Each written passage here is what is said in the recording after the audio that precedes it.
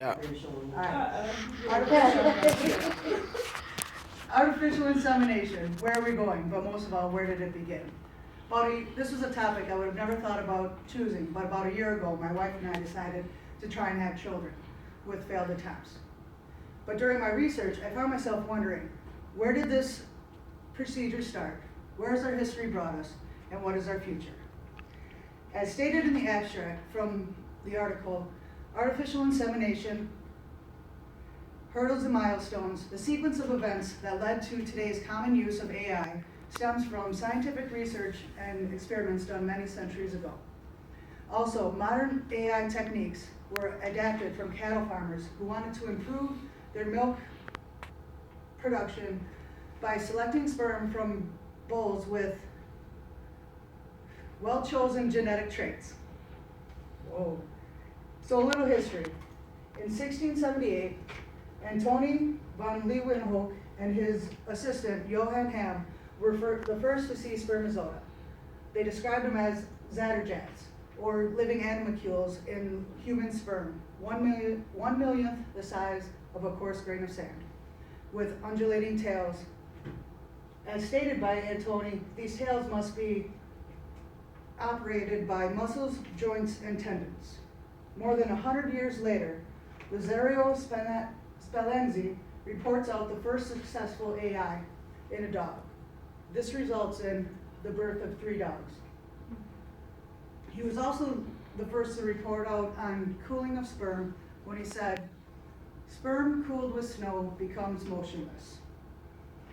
In 1899, scientist Ilan Ivanovich Aganov does AI research in domestic farm animals, dogs, rabbits, and poultry, and his discoveries are used to help form cattle cooperatives, but his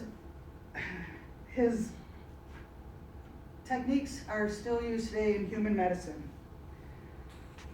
In 1939, at Harvard University, Dr. Gregory Pincus takes an egg from one rabbit, fertilizes it, puts it in the second rabbit, and on November 1st, 1939, the rabbit produced from this experiment is showcased at the 12th annual graduate fortnight at the New York Academy of Medicine. Many research discoveries from animal studies has helped to influence develop human AI, such as in 1939, Phillips and Laurie used egg yolk to help protect bull sperm from going into shock when being cooled. Salisbury improved on this using sodium nitrate to help preserve the sperm for up to 3 days at 5 degrees Celsius. In 1950, Cornell University found the benefits of adding antibiotics to the sperm to help protect against contamination. And Dr. Jerome K. Sherman developed a method for cooling sperm using glycerol, carbon dioxide as a refrigerant, and slowly cooling the sperm. With this discovery, he also showed that thawed sperm could actually fertilize an egg and induce normal development. And in 1953, the first reported pregnancy from frozen sperm was reported. From all these discoveries in the 1970s, sperm banks became very popular and commercialized, especially in the United States. And with the introduction of donor sperm, AI became very popular. This brings us to the introduction to in vitro fertilization, which also has its own procedures, such as washing of the sperm, which helps to get rid of prostalogens, infections agents, and antigenetic proteins. That it also has advantages of removing non-motile sperm, and it also gets the better quality of sperm.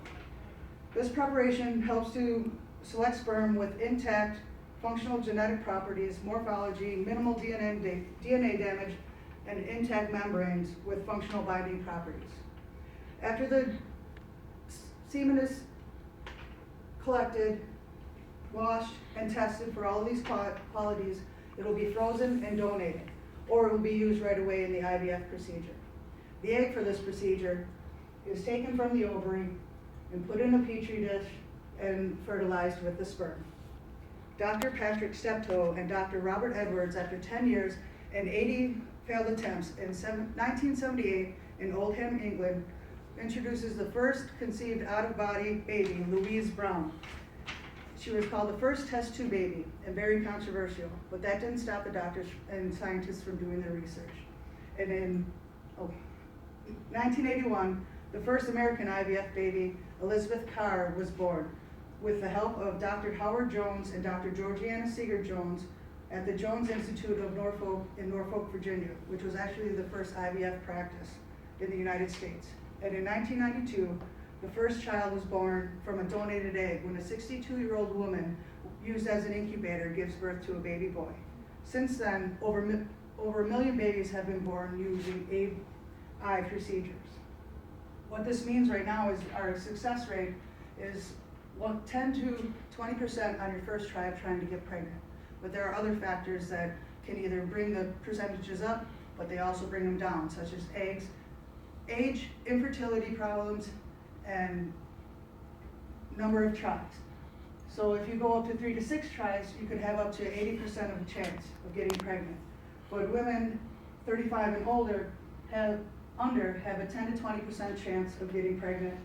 35 to 40 have a 10% chance of getting pregnant, and over 40 have a 2 to 5% of getting pregnant.